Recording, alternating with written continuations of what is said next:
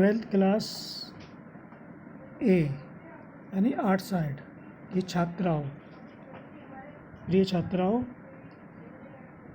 आजकल आप देख रहे हैं कि कोरोना वायरस की वजह से विद्यालय बंद चल रहे हैं सभी। और आगे मैं आपको हिंदी के बारे में बताऊंगा। हिंदी गद्य से संबंधित जो पहला चैप्टर है वो राष्ट्र का स्वरूप है, जिसके लेखक हैं वासुदेव शरण अग्रवाल। तो आज मैं वासुदेव शरण अग्रवाल के जीवन परिचय के बारे में आपसे चर्चा कर रहा हूँ। 12th की छात्राओं के लिए इसे सब अधिक से अधिक इसको पढ़ने का प्रयास करें आप लोग, और अपनी नोटबुक में इसे जीवन परिचय को लिखें और तैयार करें। मैं अब इसको बता रहा हूँ आपको वासुदेव शरण अग्रवाल के बारे में। वासुदेव शरण अग्रवाल का जन्म सन 1904 ईस्वी में लखनऊ के एक प्रतिष्ठित वैश्य परिवार में हुआ था।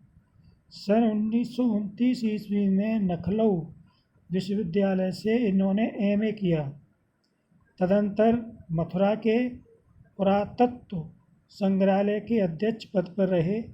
सन 1941 ईस्वी में इन्होंने पीएचडी तथा 1946 ईस्वी में डीलिट की उपाधि प्राप्त की।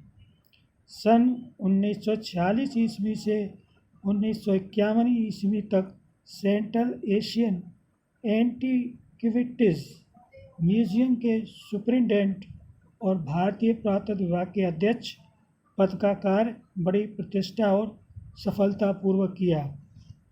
सन 1991 ईस्वी में ये काशी हिंदू विश्वविद्यालय के कॉलेज ऑफ इंडोलॉजी भारतीय महाविद्यालय में प्रोफेसर नियुक्त हुए।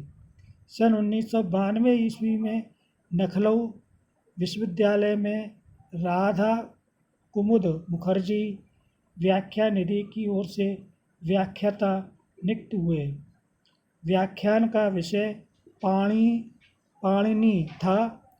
अग्रवाल जी भारतीय मुद्रा परिषद नागपुर, भारतीय संग्रहालय परिषद पटना तथा all India oriental Congress fine art section Bombay यानी मुंबई आदि संस्थाओं के सभापति पद पर रह चुके हैं। अग्रवाल जी ने पाली, संस्कृत, अंग्रेजी आदि भाषाओं तथा प्राचीन भारतीय संस्कृति और पुरातत्व का गहन अध्ययन किया। सन 1967 ईस्वी में हिंदी के इस साहित्यकार का निधन हो गया था। भारतीय संस्कृत पुरातत्व और प्राचीन इतिहास के ज्ञाता होने के कारण डॉक्टर अग्रवाल के मन में भारतीय संस्कृति को वैज्ञानिक और अनुसंधान की दृष्टि से प्रकाश में लाने की इच्छा थी। अतः इन्होंने उत्कृष्ट कोटि के अनुसंधानात्मक निबंधों की रचना की थी। निबंध के अतिरिक्त इन्होंने संस्कृत, पाली, प्रकृत के अनेक ग्रंथों का संपादन किया। भारतीय साहित्य और संस्कृति के गंभीर अध्येता के रूप में इनका नाम देश के विद्वानों में अग्रणी है। कल्पवृक्ष, पृथ्वीपुत्र, भारत की एकता, माता भूमि इनकी प्रमुख कृतियाँ हैं। इन्होंने वैदिक साहित्य, दर्शन, पुराण और महाभारत पर अनेक गवेषणात्मक लेख लिखे हैं। जयसीकृत पद्मावत की संजीवनी व्याख्या और बाणभट्ट के हर्षचरित का संस्कृत अध्ययन प्रस्तुत करके इन्होंने हिंदी साहित्य को गौरवान्वित किया है।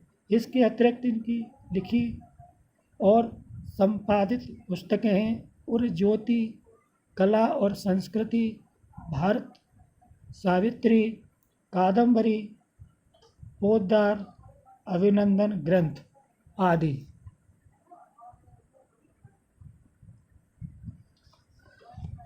इनकी भाषा विषयानुकूल, प्रौढ़ तथा परिमार्जित है।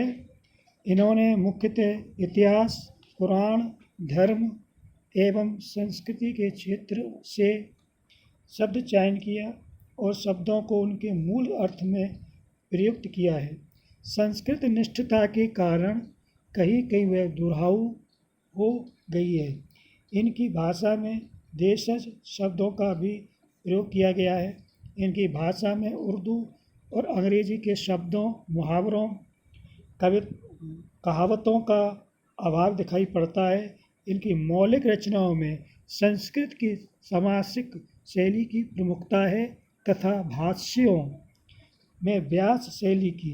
इनकी शैली पर अन्य इनके गंभीर व्यक्तित्व की गहरी छाप है। ये एक गंभीर अध्येता और चिंतक रहे हैं। इनके व्यक्तित्व का निर्माण एक सचेत शोधकर्ता, विवेकशील विचारक तथा एक सहृदय कवि के योग से हुआ है। इसीलिए इनके निबंधों में ज्ञान का आलोक प्रकाश, चिंतन की गहराई और भावोद्रेक की तरलता एक साथ लक्षित है। सामान्यतः इनके निबंध विचारात्मक शैली में ही लिखे गए हैं। अपने निबंधों में निर्णयों की पुष्टि के लिए उदाहरणों को प्रस्तुत करना इनका सहज स्वभाव रहा है। इसलिए उदाहरण बहुलता इनकी निबंध शैली की एक विशेषता बन गई है। इनके निबंधों में भारतीय संस्कृति का उदात्त रूप व्यक्त हुआ है। इनके कथन प्रामाणिक हैं और इनकी शैली में आत्मविश्वास की झलक मिलती है। इनकी शैली का प्रधान रूप विवेचनात्मक है। हिंदी साहित्य के इतिहास में ये अपनी मौलिकता, विचारशीलता और विद्वता के लिए चिर स्मरणीय रहेंगे। प्रस्तुत निबंध राष्ट्र का स्वरूप इनके पृथ्वीपुत्र नामक निबंध संग्रह से लिया गया है। इस निबंध में लेखक ने यह बताया है कि राष्ट्र का स्वरूप 3 तत्वों से मिलकर बनता है। ये 3 तत्व हैं पृथ्वी, जन और संस्कृति। पृथ्वी को माता के रूप में मानना और स्वयं को पृथ्वी का पुत्र मानना राष्ट्रीयता की भावना के उदय के लिए बहुत ही आवश्यक है। राष्ट्र के समग्र रूप में भूमि और जल का दृढ़ संबंध होना चाहिए। इसके साथ साथ संस्कृत के विषय में भी लेखक ने मार्मिक विचार प्रकट किए हैं। लेखक के अनुसार सहृदय व्यक्ति प्रत्येक संस्कृत के आनंद पक्ष को स्वीकार करता है और उसे आनंदित हो उठता है। यह है आपका राष्ट्र के वासुदेव शरण अग्रवाल जी का जीवन परिचय, जो मैंने आपको पढ़कर समझाया और बताया। इसको अच्छी तरह से आप इसको तैयार करें और याद करें और कॉपी पे इसको लिखें। आगे जो आपका जो चैप्टर है राष्ट्र का स्वरूप, राष्ट्र का स्वरूप